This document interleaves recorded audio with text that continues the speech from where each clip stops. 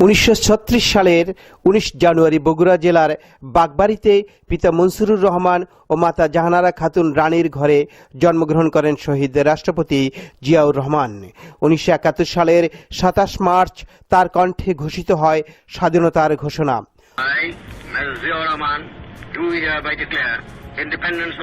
মহান মুক্তিযুদ্ধে জেড ফোর্সের নেতৃত্ব দেন মেজর জিয়া। মহান মুক্তিযুদ্ধে অবদানের জন্য ভূষিত হন বীর উত্তম খেতাবে। 1977 সালের 21 এপ্রিল বাংলাদেশের 7ম প্রেসিডেন্ট হিসেবে দায়িত্ব নেন। 1981 সালের এই দিনে চট্টগ্রাম সার্কিট হাউসে একদল বিপদগামী সৈনিকের হাতে তিনি শাহাদাত বরণ করেন।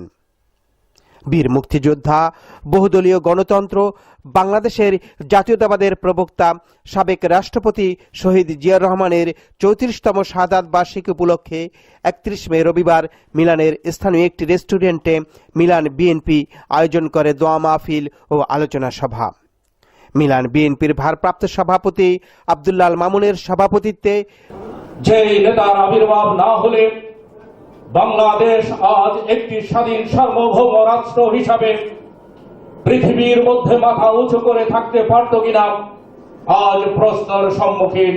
সর্দার আসাদুজ্জামান রিপনের পরিচালনায় অনুষ্ঠানের শুরুতে কোরআন থেকে তেলাওয়াত করেন আফসার উদ্দিন এবং দোয়া পরিচালনা করেন আবু হানিফ পাটোয়ারি।